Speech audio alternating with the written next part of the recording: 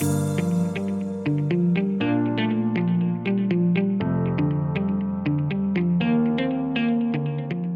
Alldus podcast is brought to you by Alldus International, supplying your expert AI and digital transformation staffing needs across the US and Europe.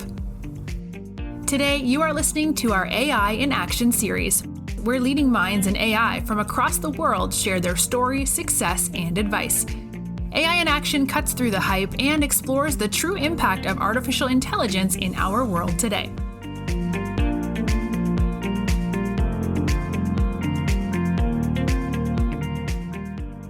You're listening to AI in Action. I'm your host, JP Valentine. Our guest today is Timo Mertens. Timo is the head of ML and NLP Products at Grammarly. Timo, welcome to the show. Thank you so much for having me. Excited to be here. Yeah, we're delighted to have you. So, Timo, let's start with yourself, please. Could you give us a bit of an overview of your journey in tech, from where you got started, some of the roles you've held along the way, and take us up to today as the head of ML and NLP at Grammarly? Yeah, I'd say I have a pretty unusual background, if you will. I started out in academia and did a PhD in machine learning, focusing specifically on natural language processing and speech recognition. But from there, I got into product management in industry. And that was a pretty big choice to make back in the day when most of my friends went either into industry more as typical researchers or software engineering roles, or stayed in academia. And I ventured out on a slightly different path to become a product manager. And that really came from a place of wanting to look at the entirety of the picture a little bit more, thinking about end states a little further out, rather than just focusing on sort of more immediate tasks and challenges. And I'm really glad I did make that jump, but it was certainly a big choice back then. And yeah, then for the past 10 or 12 years, I've been building all kinds of products using some degree of machine learning or some degree of natural language processing. And I've done this in big companies and in smaller companies. Sometimes I've ventured a little bit outside of the ML space to build other types of products, but I've always come back. And I think that is a key theme that both excites me when I think about my product craft, but also has stretched me in all kinds of ways. And now at Grammarly, I think that's really a perfect articulation of what it takes to build products at a massive scale using this technology. And that's what my team is focused on. So I lead a team of product managers that really help Grammarly identify the most important user problems that we believe this type of technology can solve for. And that, of course, is a fairly technical role. My PMs tend to be pretty close on the modeling side, on how to think about quality, how to think about the data that we need to build these systems, but then also thinking about the entirety of the life cycle of how our users ultimately experience the product and how good our systems actually have to be to solve these problems that our users have every single day. Yeah, thank you for that. And I'm somebody who uses Grammarly on a daily basis, and it has an amazing impact on my role. But if there's anyone listening who's maybe not as familiar, I would be surprised at this stage, given how great a brand you guys have built. But take it from the top. Tell us all about Grammarly, the idea behind the mission. Then we can jump into just how prevalent the role AI, data, machine learning, and NLP plays. But could you give us a high-level overview? What is Grammarly's mission? And then we'll jump into the technology in a bit more detail. Yeah, Grammarly was founded in 2009, and our mission is to improve lives by improving communication.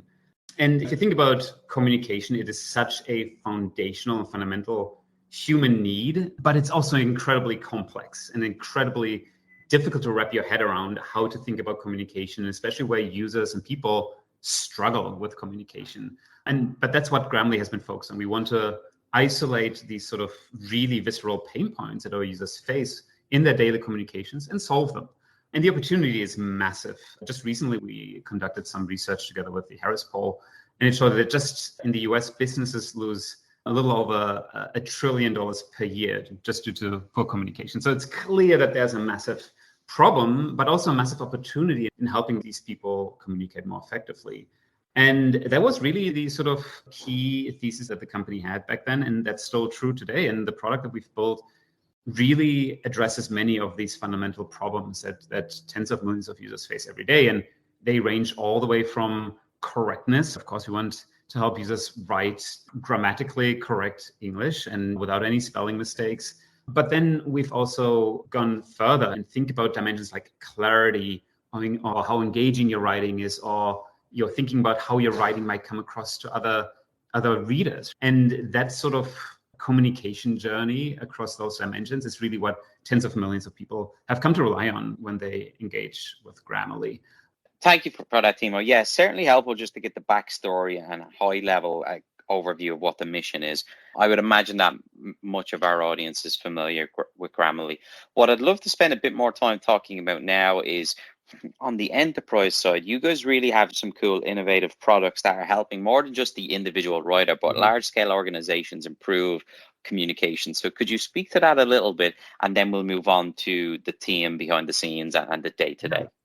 Yeah. Let me maybe unpack a little bit how sort of Grammarly has built its product, and then we can jump into how this comes to life specifically in the enterprise. As I mentioned before, we have these sort of core dimensions of communication challenges, right, that exist for most of our users across all kinds of different workflows. Now, the way that we build our product is really grounded in two key dimensions. One is, of course, relying on large-scale machine learning to help machines learn how to overcome these challenges.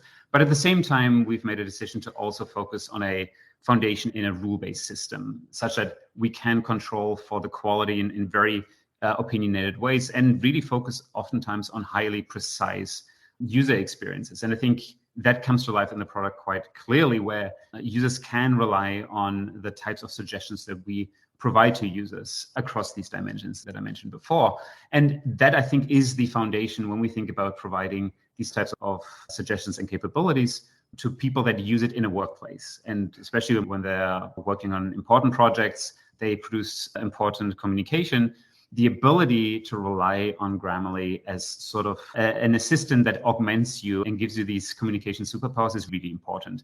Now, beyond dimensions of correctness, clarity, making your writing as engaging and as clear as possible, we have built other types of capabilities, for example, a style guide that makes sure that everybody uses the same terminology to express sort of product names or certain internal terminology when they're communicating, for example, outside of the organization. So we have looked at sort of communication really as a fundamental challenge, and we've built these capabilities grounded in machine learning and strong rule-based systems. But then on top of that, we can layer in fairly opinionated experiences that make teamwork a little bit easier and communication within an organization a little bit easier. Give us some insight into what it's like to be part of the overall technology team there, because it's made up of a lot of parts. You've got NLP, machine learning, you've got analytics, and then you've got the engineers working to ingest all the data. What is it like today to be part of the AI team at Grammarly? What is a typical project, and how do you guys go about collaborating across the various roles that sit within the group?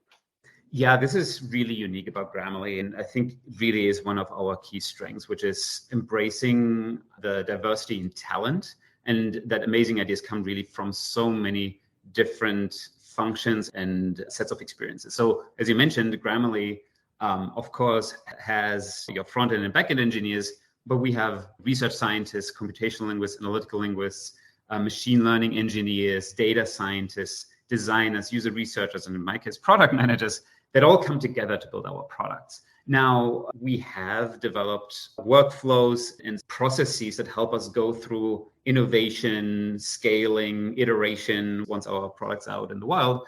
And each role and each function contributes slightly differently depending on the phase that we might be in. But what's amazing is that the best ideas really come from all over the place within the company and across those functions.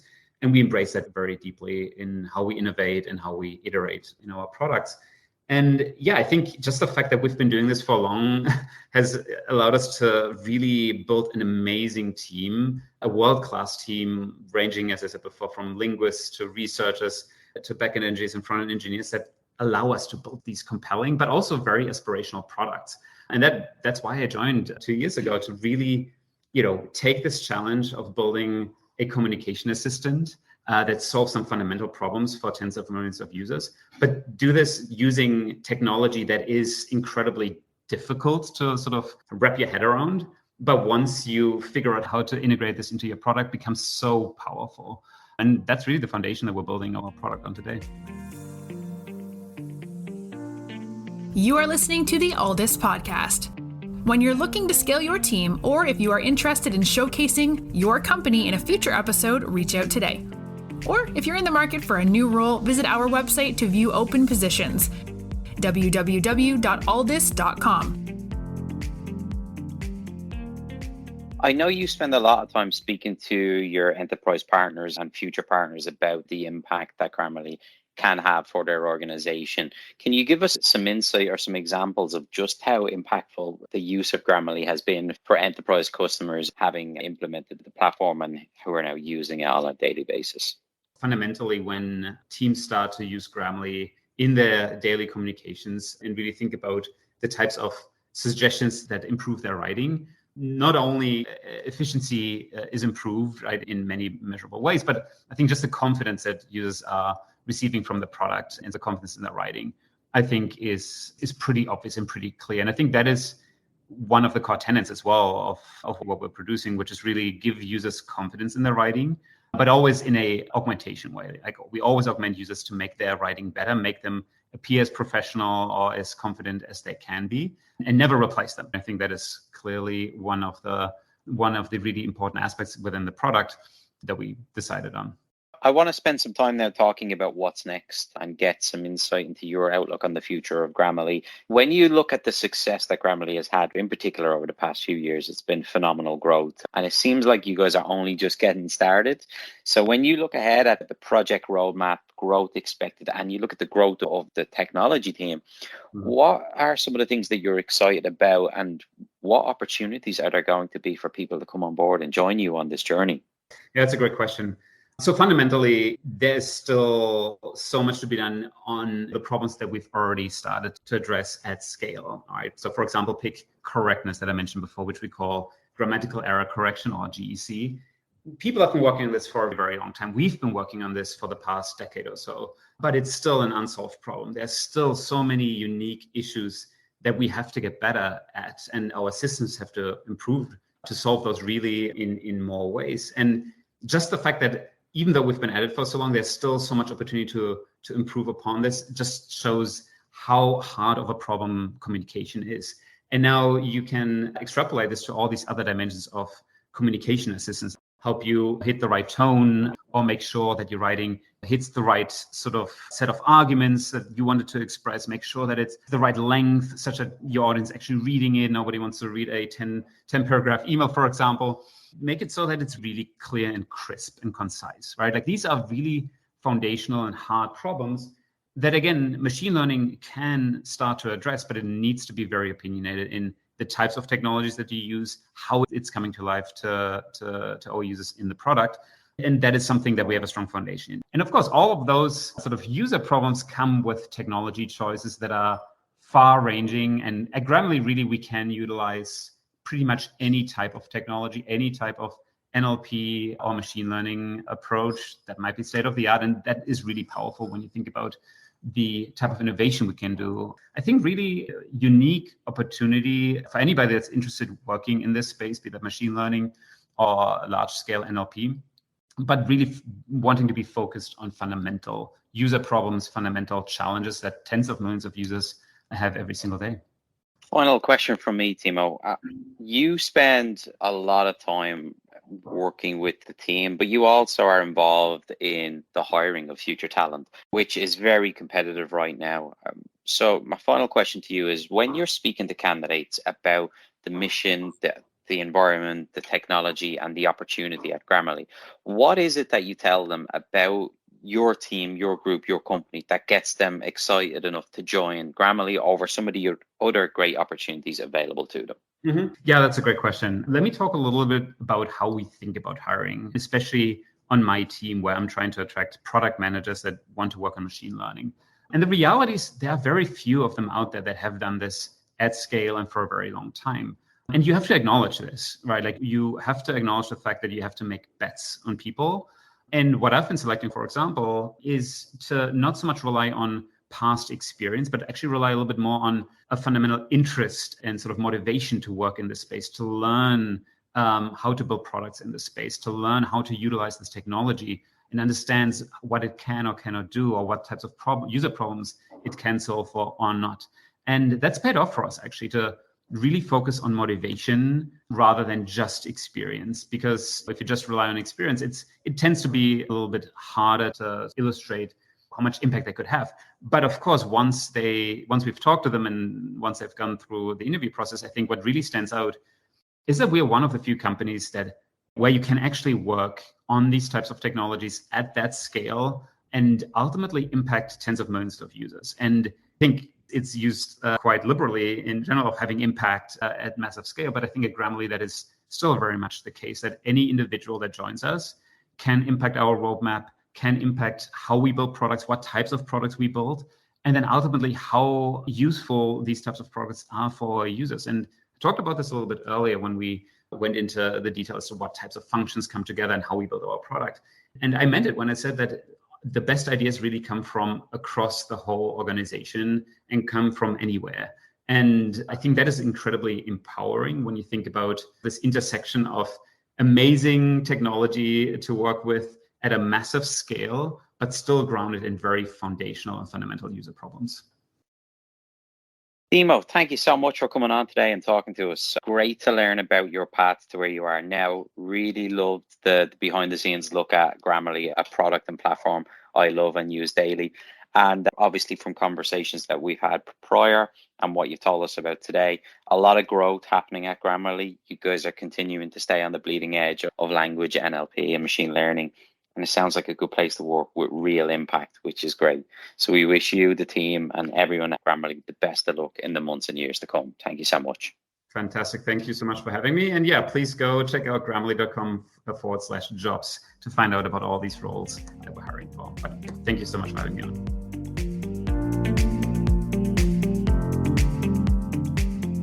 Thanks for listening to this episode of the Alldus podcast. If you enjoyed today's episode, don't forget to subscribe, rate, and review. We are available on Apple Podcasts, Spotify, and any Android podcast of choice. You can also head over to our website, www.alldus.com, to listen to more podcasts, view our open roles, and stay up to date with industry news. Thanks for listening, and stay tuned for more great episodes coming very soon.